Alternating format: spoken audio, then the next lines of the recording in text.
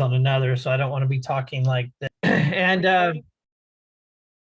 And we all, pay premiums for insurance, hopefully for rental or homeowners insurance, and business owners also have insurance. So really just want to kind of tell you this story about the Geospatial Intelligence Consortium, where it came from, what it is, how I got engaged with it, and and then tell you what we're up to and what are the most recent things that we do. Okay, so when I get focused on the slides, I'm going to go ahead and stop my camera so I can just focus on the presentation, and let's get going. So a little bit about me to begin with. I pretty much have known in my career as being around in Florida, having worked, gone to college there, New College in Sarasota, Florida, and then working for the Florida Park Service up in the Florida Panhandle for 3 years, as with a degree in biology and doing work as a biologist, and also working for the Florida Department of Environmental Protection for 9 years there in the Tallahassee region. But like so many folks in Florida, the 2004 and 2005 hurricane seasons were really transitional for so many people, including myself. And so after those seasons, seeing those impacts, watching the state deal with so much that it dealt with, and with my job with DEP being further and further engaged in projects that were involved with that hurricane recovery, response and recovery, I saw opportunities available over with the Florida Division of Emergency Management. And I really just became, more aware of the role that position of GIS administrator over there had and the things that were happening in the state. And so I did make that move over from environmental protection to emergency management back in 2006 and put in about 13 years with them working. So, all those years I was in the State Emergency Operations Center. I don't think I'm in that actual picture, but I'm back over on the left-hand side is the desk for information management and GIS. And, spending my time in the big emergency operations center there in Tallahassee, working multiple disasters, fires, floods, hurricanes, of course, tornadoes, on and on. I think I lost count at around 40 different activations. I just kind of quit writing them all down, what the actual thing was we were there for. But when we would activate as the state emergency response team, we'd come into this room and go to work and do our jobs using GIS and overall information management, and trying to, drive situational awareness and incorporate geospatial technologies into our response and recovery. And so, yeah, when you're there, spending as much time as I did raising some kids, a lot of the times that we'd go into these long activations, we would, the only time I get to see my kids is if they came to visit me at the EOC. So literally raising my children there in the Emergency Operation Center, bringing them in, showing them, letting them hear the briefings, letting them understand what we do, even putting them to work in this case. My daughter sitting down in the EOC, working there with our former director, Brian Kuhn. They love it when you monitor them this close and take pictures of them. But, what was the work we were doing there at Emergency Management? Working with establishing a statewide, working with statewide GIS coordination and establishing a geographic information office, working with coastal LIDAR to do storm surge updates, and eventually now statewide LIDAR projects that are ongoing there. So, was really involved in 2 different rounds of that, and updating the digital elevation data in the state to drive this understanding of storm surge and flooding. We worked a lot with the U.S. National Grid, implementing the U.S. National Grid for search and rescue support, as well as just integration into all of your map making and location reporting. And so a lot of different efforts and data and projects that are out there around the U.S. National Grid that I was involved with years ago, and very proud of those efforts to push that and integrate between your in the field search and rescue operations and the larger scale operations back at an emergency operations center.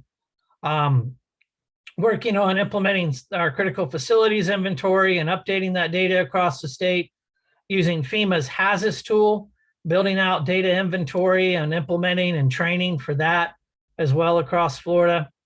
And, back with the statewide GIS coordination, for example, I was the state's representative to the National States Geographic Information Council for all those years. Until now, that's been turned over, that the state's representative is Kim Jackson, the Florida GIO.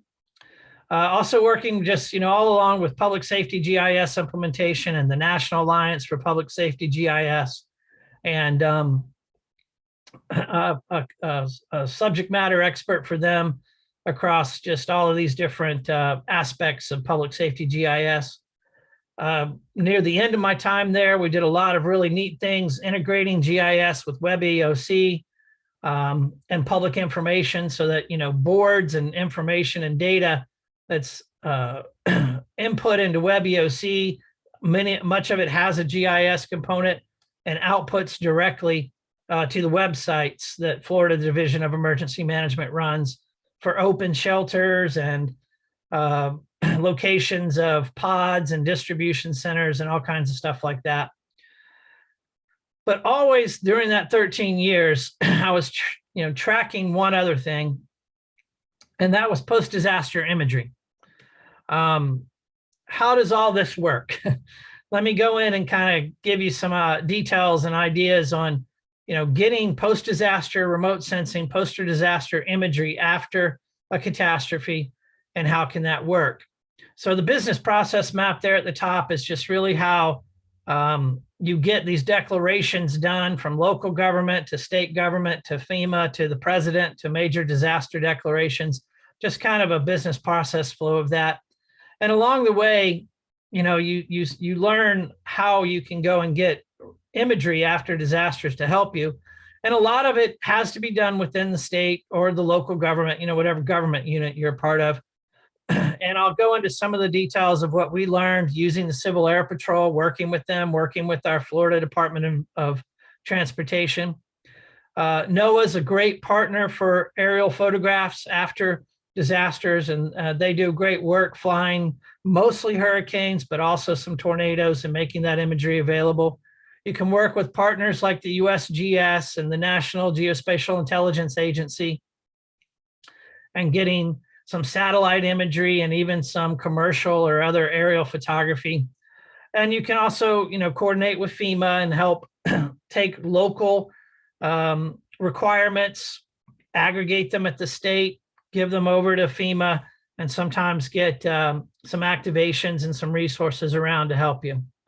But there's one thing that about aerial photographs after disasters that, I don't think most people know, but it's part of the public assistance right now, the appeals, the case record, if you would, for the public assistance program from FEMA, is that they do not reimburse for post-disaster aerial photographs. This goes all the way back to years and years ago, where local government appealed this and lost, that the cost incurred by the county for aerial photography was not eligible for reimbursement, that they did not consider those essential services. And so a lot local or state government going out and flying aerial photographs after a disaster. Right now, those costs are going to be borne upon that entity, and not something that you can turn around and get reimbursement back from FEMA. Now, there are things that may be changing that, which, in my mind is great. The public assistance and individual assistance damage assessment programs, manuals that FEMA have now published, talk about how you can use more and more of this remote sense data, aerial photographs, for doing these damage assessments and turning that in for your justifications. And so, yeah, if they're saying, well, this is a valid record, then, maybe we can move this away and go to the next step and begin to see that there's this other support and reimbursement available for these state and locals that might be involved in, their own drone programs, their own helicopter programs, getting video feeds from some of their law enforcement, other kinds of programs, just turning more and more data collected from the air and using it to support damage assessment following disasters. So we'll keep watching that and see where it goes. But, this is kind of the case that we were in. This is a really old slide made with some very poor graphics a long time ago, but I still love it because it just gets the message. There's a disaster gauge there. On one side of it, you're all on your own for a local or state government. And then on the other side, you just can't keep the feds out. They're going to come in and do what they do. And sometimes that can be bad, but a lot of times they really are working much, much better with FEMA, with NOAA in particular, and getting this, using coordinators in the state emergency management to take local requirements and aggregate them and then turn that over and put it as a part of a plan that is aggregated again at the federal level. And back, I can't say enough about working with NOAA back when I was in the State Emergency Operations Center. We could give them requirements in the morning and have that imagery in the afternoon. So, really it's not as bad off as I make on that first gauge. There really is a big area there in the middle where you can work between local and state government and federal government and find some solutions for getting aerial imagery after disasters. Okay, so what was another thing we did in Florida? I mentioned the Civil Air Patrol already. We had begun working with the Civil Air Patrol on really some of the first disasters I had ever responded to and worked there in the state EOC. And, we didn't go to a high-tech solution, but we went to a low-tech solution. So just with any old simple $100 GPS and a digital camera. Of course, the better the camera, the better the pictures. But and what I'll talk about later, the cameras we fly nowadays are $1 million cameras, but just a regular 35 millimeter handheld digital SLR camera and a GPS. You can take a picture of the time on the GPS, or if you can get into the settings, sync the time between the GPS and the camera, and just make sure the camera is close to the GPS while you're taking the photos. And later on, there's all kinds of processing software to marry those tracks together and basically produce KML, which then can go into other data formats, and you're able to just map out along the route where you were. So we started doing this with floods, and a couple of different floods in Florida, and then really kind of peaked around Deepwater Horizon response, where, again, this idea from Florida, where we would work with our beaches and coastal systems too after some of the hurricanes. They'd contract with the Civil Air Patrol, who's great to work with. One of the aspects of that is that it's really a good price. Essentially, you're paying for fuel and any travel that might be involved with your Civil Air Patrol teams to get, to the actual location. But then, the aircraft and everything else, the time that the pilots are putting in, those are all volunteers. And so that's a great effort to, be available and be able to come out and support some disaster response like this.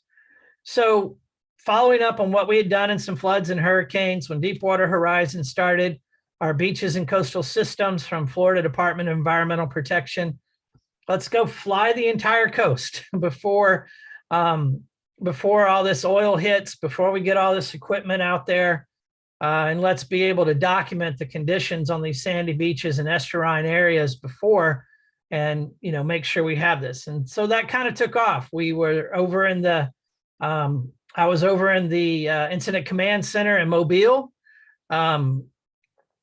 And after that disaster, working that disaster, and, showed some of the folks from BP. And the next thing we knew, we were fully engaged with a couple of states and the Civil Air Patrol. And for a couple of months, we flew daily up and down this whole area, collecting these geotagged photos and making them available.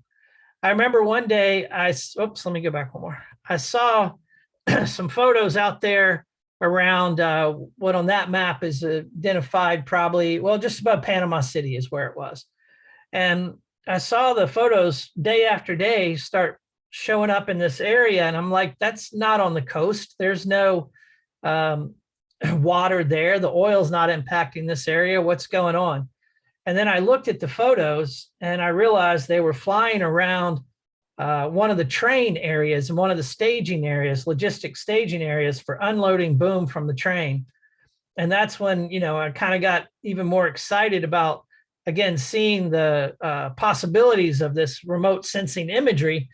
They weren't using this just for the environmental monitoring, the monitoring of the booms. They were actually performing daily inventories of the booming that was available at the logistics staging area from what was coming in. All right, so just other examples of, continuing to work with, in this case, the Florida Fish and Wildlife Conservation Commission and getting some flooding photos done after some flooding. And that, you can, it's a easy way to get any aircraft up. Just, you got to get those photos back down off of them, marry them up and do a GIS, publish them into a situational awareness viewer, like we were doing with the old CERT Gator program. And you're able to get intelligence out of all of this. Well, you can also work with groups like the Florida DOT. In this case, they flew floods using, their professional survey and mapping camera, and were able to produce some infrared photographs for us after one of these other floods. Okay, so now we're moving up, and let's go to Hurricane Irma in September 2017. I'm in the Florida State Emergency Operations Center. I get an email that filters down from the law enforcement commissioner to a deputy director in the division. And they say, okay, this guy named Ryan Bank is coming to the EOC. He's working with this thing called the GIC. They're going to, Ryan says he's going to fly more aerial photography at a higher resolution, covering a larger area, and provide it to you all for free. And I said, okay, yeah, right. Let's get this guy here. I really want to figure out what this is and what's going on. And in fact, Ryan did come and work with us for 4 or 5 days there in the State Emergency Operations Center. And they did exactly what they said they were going to do. They flew these aerial photography over large areas and really high resolution data, and got it turned around and available for us to share with other public safety stakeholders quickly. During all that time with Ryan, I began to, kind of ask myself some other questions, have some discussions that led to some other questions. And so these are all kind of, important things that I came to realize around this opportunity to learn from Ryan and, think more about insurance and government and disaster response.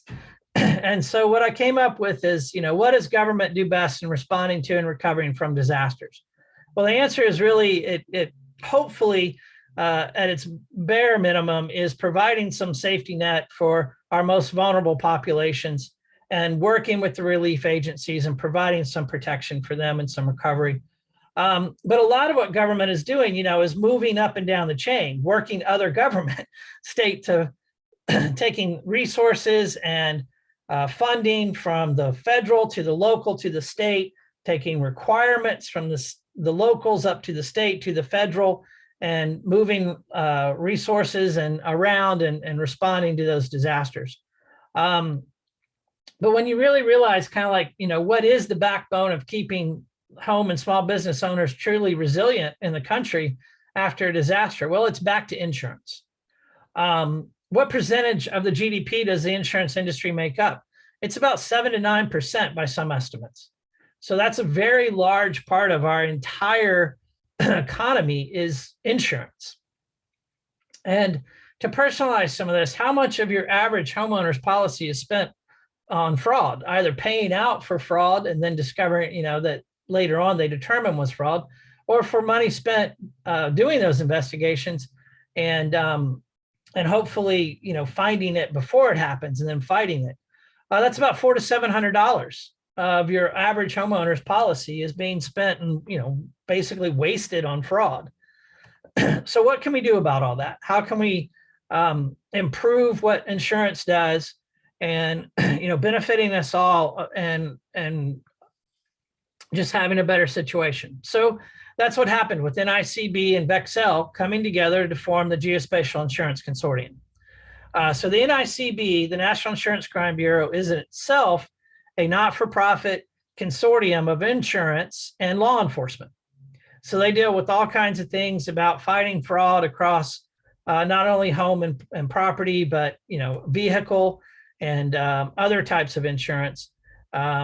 They kind of are responsible back for vehicle identification numbers. There's like a line from vehicle identification numbers and the creation of that to what grew in to become the National Insurance Crime Bureau. So neat stuff, and law enforcement working together with emergency management and insurance. And on the other side of this then is Vexel, obviously a leader in aerial camera sensors and large scale processing, collecting and processing imagery and this underlying data. And so the two coming together to form the Geospatial Intelligence Consortium. So the GIC itself is a not-for-profit and member-driven consortium.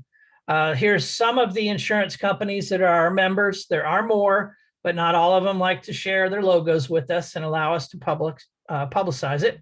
But all of these are.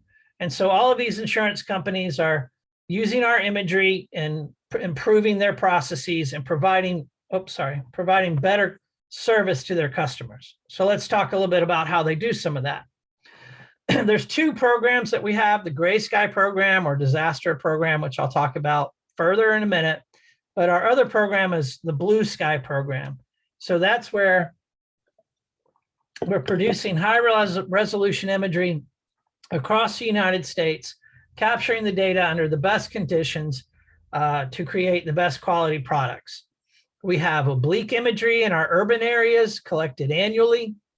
We have vertical imagery, just the straight down in both those urban areas, but also in what we call our wide area collections. And so that's, covers the whole county, the whole state, the whole US with just the vertical and oblique in the urban areas.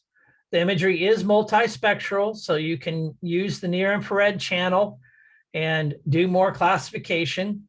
We also can derive digital surface models from the imagery so that we have this other product that can also come in and supplement what you might be doing with LiDAR data collection. It might be more frequent than the LiDAR collection.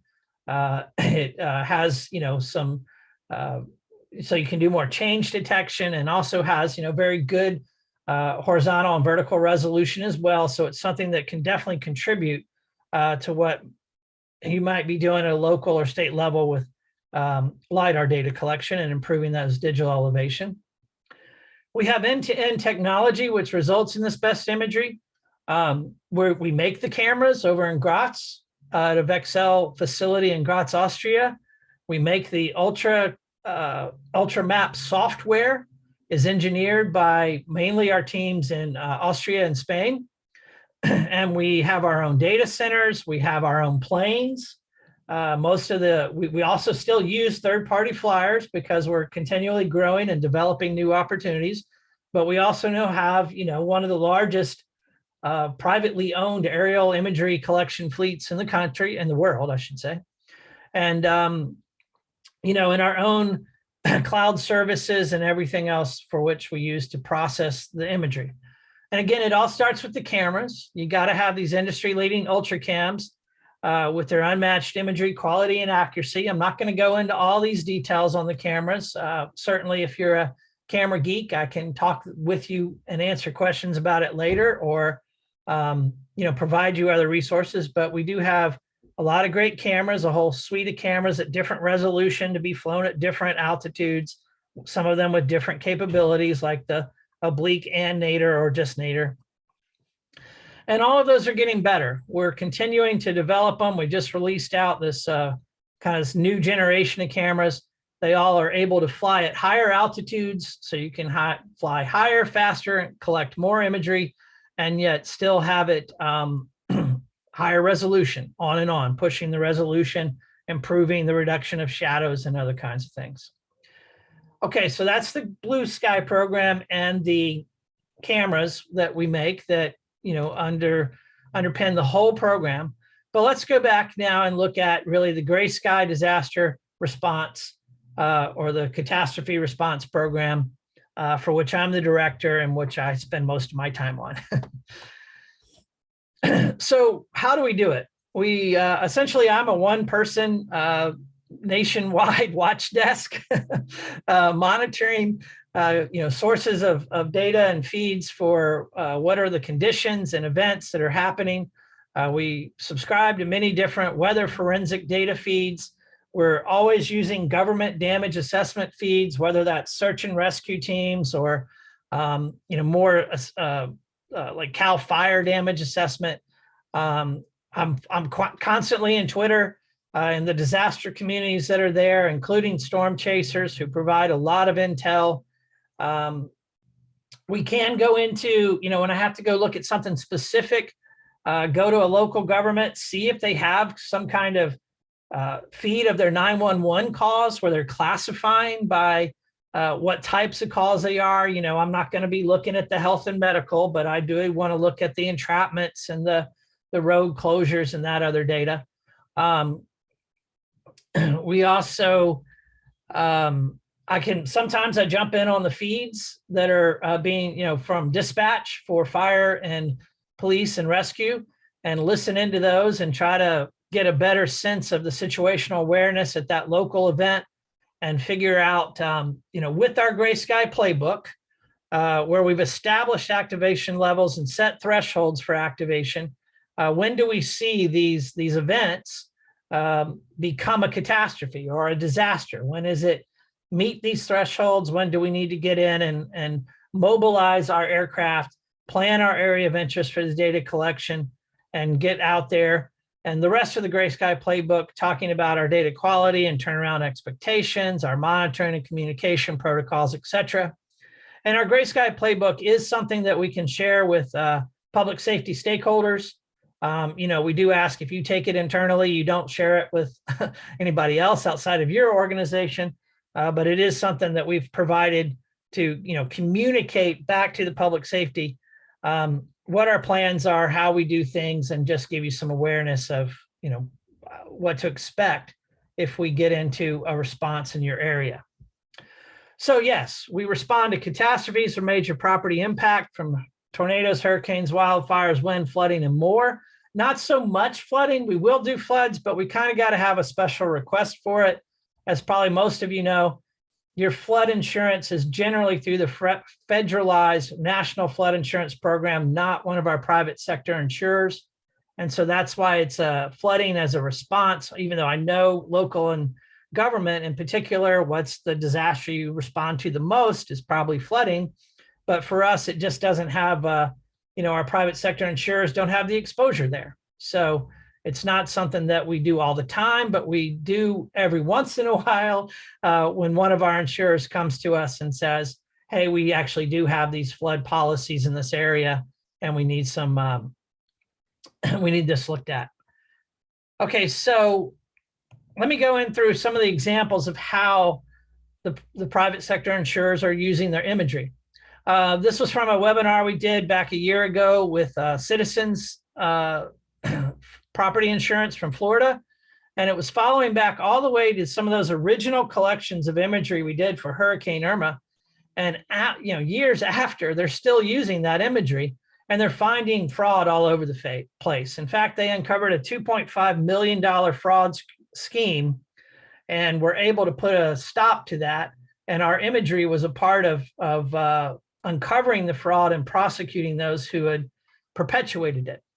Another example from Florida, there was a huge fraud, not necessarily insurance-based here, but actually going into the response.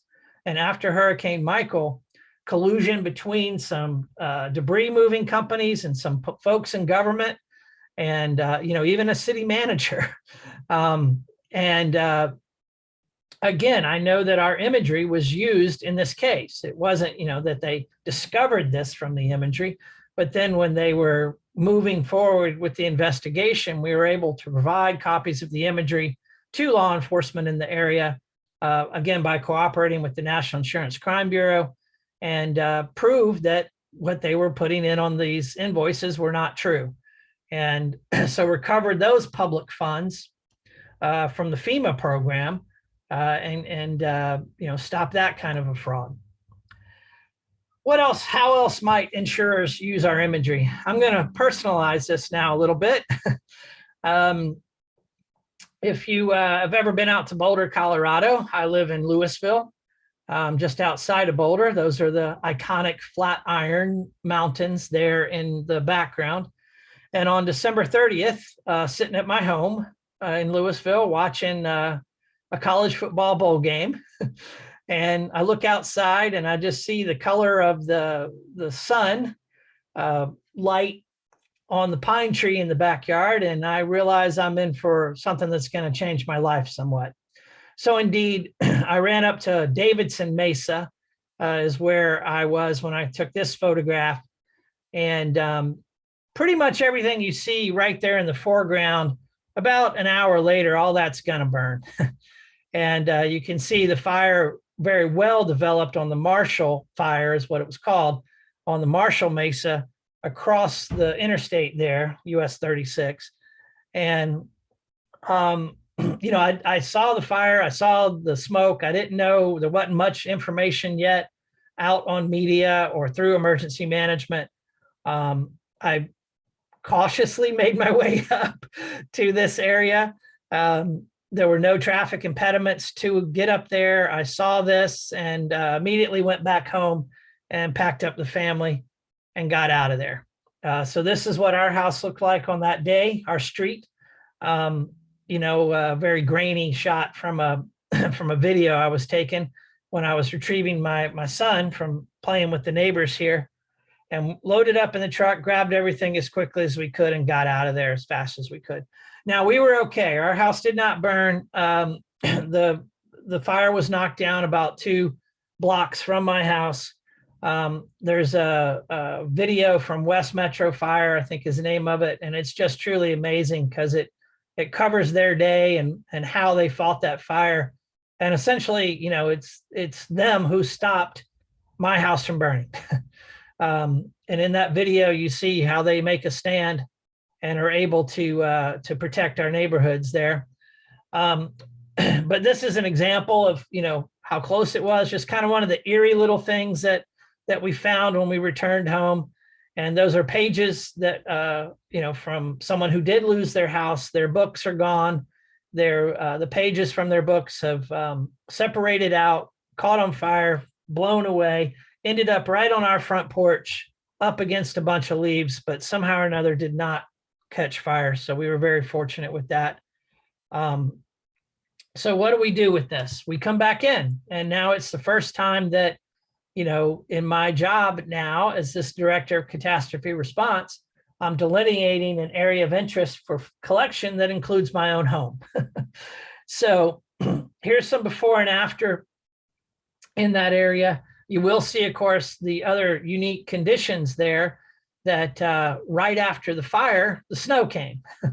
And so we couldn't fly immediately because you just didn't have enough time on that one day when there was, before the snow started.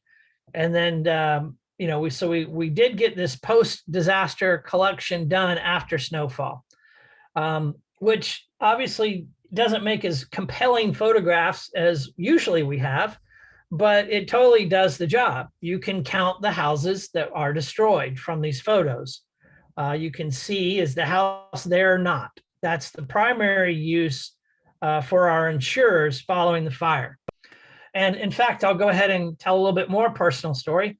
I went to the insurance village at the Disaster Recovery Center that had been established there to go meet my own insurer.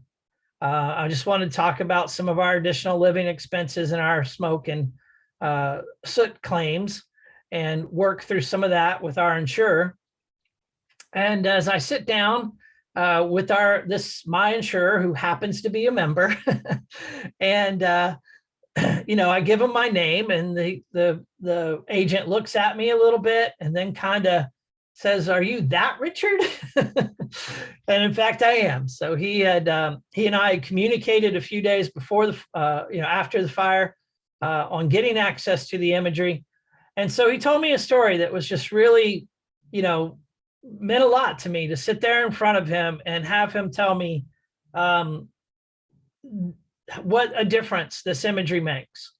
And that back in 2017, when he was working in California before they joined our program, they would be in their RV, they'd sit there with all these folks who had just lost everything, and they would take a list, and at the end of the day, they would have to, depending upon how many applicants there were there, they might have to break that list up and divvy it up, go out and try to inspect all these properties if they could get to them, and wouldn't be able to start helping those people for sometimes days. And he was telling me that now he gets to sit there and he looks at this imagery, and before the person across the seat from him, across the desk from him, has even finished their story, he's pushed approve, because he's pulled up the imagery and confirmed their total loss and gotten their insurance claim moving faster. So, that's a big part of what we do. Another big part of what we do is that we partner with emergency managers and first responders. And when we do that, we're able to support public safety. So, over here on the left is just a selection of different programs. And each and every one of those programs, I can go tell you a direct story about working with them and changing some kind of outcome with this imagery being provided to them, and the access to the imagery provided, and then how they've used it to change some response or recovery outcome. I did it myself when I worked in the Florida State Emergency Operations Center using the imagery. And now it's truly my passion to, after we do these disasters, after we collect this imagery, make sure we're turning around and making it available to others to support them. So again, going back to the Marshall Fire, I was standing in line for food to be distributed at a pizzeria in downtown Moxie Bakery in downtown Louisville, so that we could have hot food after this disaster. All of our home didn't burn, but we had no gas. All the gas was turned off, so we couldn't cook at home.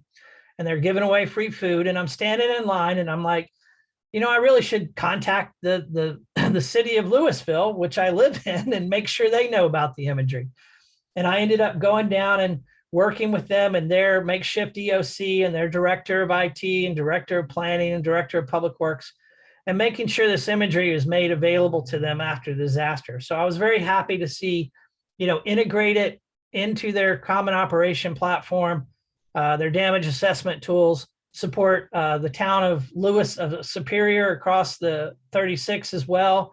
I got a nice note back from their public works talking about how they were going and doing all these measurements of drainage areas down water, so to speak, down slope from the fire damaged areas, and how it was saving them so much time to be able to do those at a desktop instead of going out into the field. So just all kinds of examples of how the imagery is used by public safety stakeholders, including local, state, and federal government. This was one back from the fires in Oregon a few years ago, where our imagery provided great relief to a number of families as they were able to confirm that their homes and businesses were at least standing. That's what this local government did with access to the imagery, put out on their own social media. We know you can't get into the area. We know it's all blocked off. We have aerials. Give us a call and we'll go look at your property and tell you what we see. So I thought that was a great service on their part to their community. And again, happy to be a part of facilitating that, and for them to let us know, they what they were doing. So great work on their part.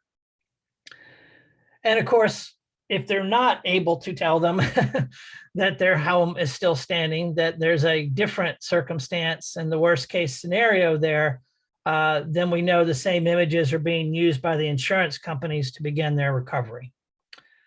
Okay, we also want to use data from the public sector. I mentioned this somewhat. Here's some examples of from back in 2020 when we flew in California. About 17,000 square kilometers burned in California. We flew just over half of that. But because we're cooperating with Cal Fire and Cal OES, and we're getting inputs of data, and we're refining the areas which we're going to go collect, we only flew half of the burned area, but we in fact covered 90% of the burned structures. So 9 out of 10 impacted structures were actually captured with our imagery. And that's how, again, we're pulling data from these public safety stakeholders to improve our response and better spend the dollars and resources which the insurance industry has entrusted us with. All right, we're moving on now to concluding. So that's what we do and how we do it and kind of why we do it. Just to kind of conclude up then, I miss my team back in Florida. They miss me somewhat. Some days, this is what they sent me at the beginning of the COVID activation. And I truly miss them, and they're great folks, even though sometimes they're a little disrespectful. But I really can't tell you enough what I learned in that room and working with that team. And I'm very happy to have the opportunity now to do what we do and, take it to larger audiences. The kids aren't growing up in the EOC anymore, but they're getting out and finding some adventures, and that's good for them. All kinds of different adventures across this other parts of the country where we've been. Not everything goes the way you want it to on our adventures. That's me sand sledding at Great Sand Dunes National Park, but we find our way through. So VEXEL is continuing to work with our imagery, collecting this highest quality imagery that has all kinds of purposes. Like in this case, these photos were featured on a blog post recently about how you can use our imagery to do more fire defensible area planning and assessment. We're developing very detailed property databases with building footprints and roof conditions and other conditions about the properties. Are there swimming pools? Are there solar panels? Are there trampolines? Working with the imagery and many other partners, these products are becoming available. So we're continuing to kind of use imagery to support all of the insurance industry, including, in this case, damage assessment after Hurricane Michael. So this is being able to take the remote sensing imagery, do artificial intelligence to create these damage grids, come up with, all the way down to the building structure, and color code those up by some damage, share that back out with private sector, with the insurers, obviously, and with public sector responders as well to help us better understand these impacts and long-term recovery. We do have, obviously, our Blue Sky program. You can go in and become a subscriber to that. You have to, enter into a deal, and we can provide you access to the aerial imageries, which we've flown over local and state areas. So I would encourage you to visit their site. I can put you in touch with one of our government sales specialists if anybody's interested in learning more about that program. But I really want to make sure back on the Gray Sky side to invite you, sign up for our notifications at either of those locations, gic.org disaster response or vexeldata.com disaster response. You can specify the state you're interested in, and we can, that'll add you to our list of notifications so that when we do collect imagery, we can make it available to you and share this imagery back out with you and give you access to it and your local and state governments as you're responding and recovering from these disasters. So with that, that pretty much finishes my presentation, the slides and all. So I think we can turn, Chris, to question and answer or anything else if we have anybody want to chime in with some questions. Thanks, Richard. That's just a really inspirational public-private partnership, really creative use of the incredible assets that Vexcel has. I have a handful of questions here, and I encourage anyone else to go into either the Q&A or the chat and enter any questions you might have. The first question is regarding the Gray Sky program. Do government agencies need to join the GIC to access the imagery? Nope, just sign up for those notifications. And when we have a disaster in your area, I'll send you an email, and I will then, either issue you credentials or get. We're moving to using more ArcGIS image dedicated, and so we can do more direct sharing through ArcGIS Online. So, right now, if like a disaster between today and probably June, I'd issue you some credentials to our ArcGIS portal where you could then access the services and put them into your own systems. But coming soon, we'll just be able to get your ArcGIS Online name, add you to a group, and then you would have access to the services. You just basically answered the next question, which is the imagery available as a service? Yes. In fact, the Gray Sky imagery, which we provide at no cost and no obligation, is only available in a service. We obviously the data is out in S3 and Amazon, and you could go and download the data, but that's not what we offer with this. Okay. It's the free, no cost, no obligation imagery is only available in the service. The Blue Sky, go ahead, Chris. Maybe you have another question. I just saw one pop up. Sure. But why don't you take that question, Rich? Okay. What is the cost to access the Blue Sky imagery? I'm in a great position in that I'm not a salesperson. So I actually don't know. But what I really can tell you is that it's affordable. The difference with it is, though, that it's a program, not a custom collect. We can still do custom collects through Vexcel. When you want it collected only during this time frame, and you don't like the 7.5 centimeter resolution of our baseline product, you want a 5 centimeter, that's going to get costly. But when we go and use the subscription products that we have, the costs are down to $4 and $5 per square mile, from what I hear. But really, it'll depend upon which part of the country you're in, whether it's urban and wide area or only urban, and and the coverage is there. We have coverage across the whole U.S. So I would just, I can have some of our salespeople reach out, go back to the vexceldata.com website, submit something there if you'd like, or just email me directly, and I'll get you somebody with your direct scenario if you'd like. Super. We have a couple more questions too. Okay. One of your slides that I think was showing your workflows, kind of your assets and your workflows, mentioned the use of AI. And without giving any trade secrets away, just at a high level, how are you using AI in this context? Yeah, sure. So it's a lot of that damage assessment stuff where groups like Munich Re, Swiss Re, these major reinsurers are actually taking the imagery and providing that. They're also using the AI to do things like figure out, what's the overhang of trees over a roof? What's are there trampolines? Are there solar panels? Are there pools on the property? Some of the neatest things I've seen, though, with it, like we went with some of our folks in our own organization. I mean, most of the work that's being done with AI is external. They're using our imagery and then producing all this. But with one of our guys on our team, he has a whole demo about, taking the imagery, using the Azure cloud, and creating damage assessment from fire and tornadoes. And he's just doing that, at his own level. It costs pennies to do. And then you produce building footprints and other kinds of data that come out of that. And it's pretty amazing to me what they do. I'm not an expert at it for sure, but I've seen him do a demo that we did with Cal Fire, and Cal Fire was like, "Oh my gosh, we could be doing this ourselves," because it really is just that easy.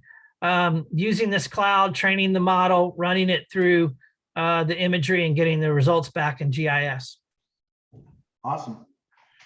One more, oh, just saw another question come in. Are you working with state type 3, 2, or 1 IMTs?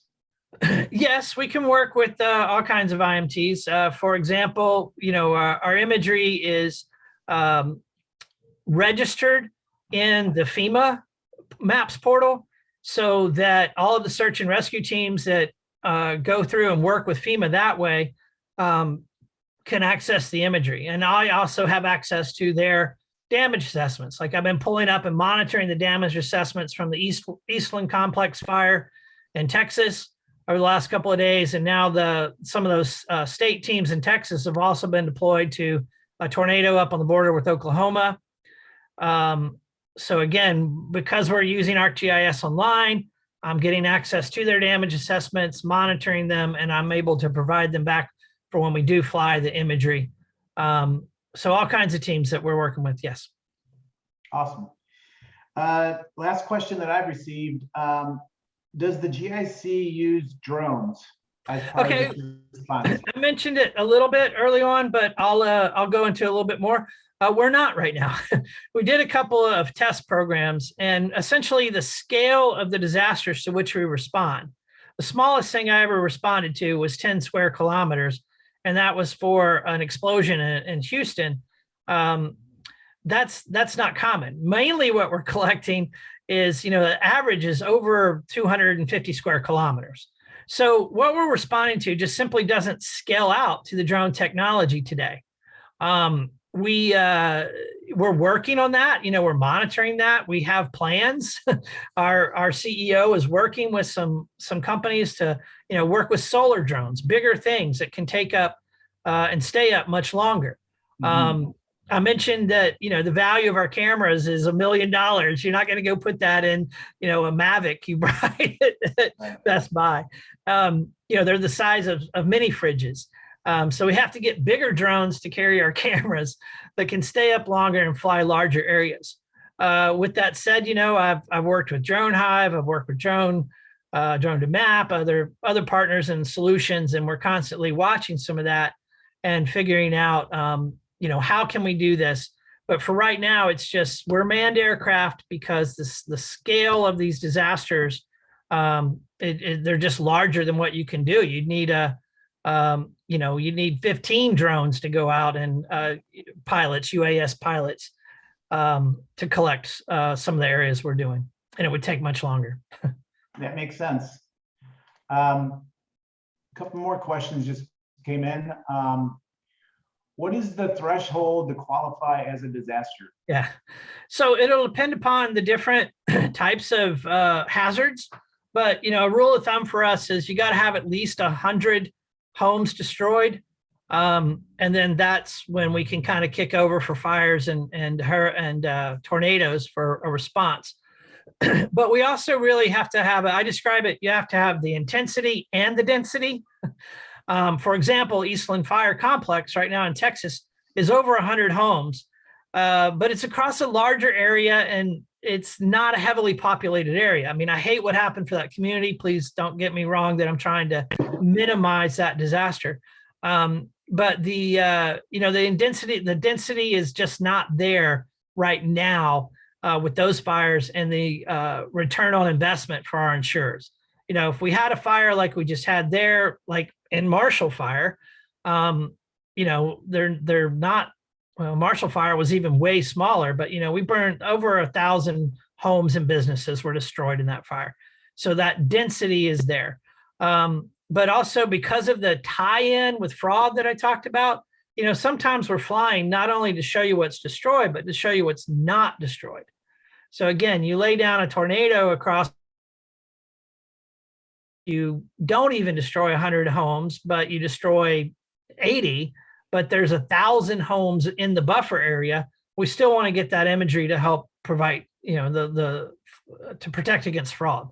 So in the Great Sky Playbook, we actually have a chart that tells you by hazard and the numbers, and there's both numerical categories or thresholds and categorical thresholds. So, I want to respond to EF3 and higher tornadoes with at least 100 homes damaged. That's, how that algorithm kind of works there. And so if Okay. you're interested in receiving the playbook, like I say, give me a direct email and I'll send you a copy. Our last question that we'll have time to take is, how far back is historical blue sky imagery taken, and how often is that imagery updated? Good question. So the VEXEL and the VEXEL data program is really only a couple of years old. From 2017, the true origins of it are on the gray sky side, collecting the hurricanes Harvey and Irma back in those years. And so ever since then, though, the blue sky program is really 2018 was when the blue sky program took off. We, however, also acquired a company back a few years ago. And when we acquired that company, Geometry, we inherited all of their holdings as well. So now in certain areas, we have blue sky imagery, back 5 and 10 years in places. But this newer stuff from 2018 on, what we really call the VEXEL data program, that's where our investments and our attentions are now. And we fly those urban areas annually in the defined areas, which, again, can put you in touch with sales folks to talk about. So the areas where we define as urban, we're flying them with the 7.5 centimeter oblique and nadir once a year. And then in the rest of the country, we're flying the wide area 15 and 20 centimeter just nadir. And we're doing that every other year. Sounds good. Richard, we really appreciate you taking the time to share this with us today. It's really impactful for our community. And so Datamark appreciates Richard Buchgereit for sharing his time and expertise. If we were not able to respond to your question during the session, feel free to reach out to Richard directly. And please join us for the next session of our Datamark virtual conference, which is a really popular topic on street addressing best practices. And that session follows right after this session from 9 to 9:50 Pacific. And that session will cover best practices for assigning addresses and the importance of the addressing authority and addressing ordinances. So there's always been a huge amount of interest in addressing and all the nuances that go with that. So thanks again, Richard. We really appreciate it. Chris, thank you for the invite, and thank everybody on the call who is participating in this and doing what you do. Obviously, Next Generation 911 is very important, and I very much appreciate all of your efforts. And I hope this kind of gave you, something a little different to get you started off on all the great things you're going to learn in the upcoming days here with the rest of this conference. Thank you. Have a great week. Good day.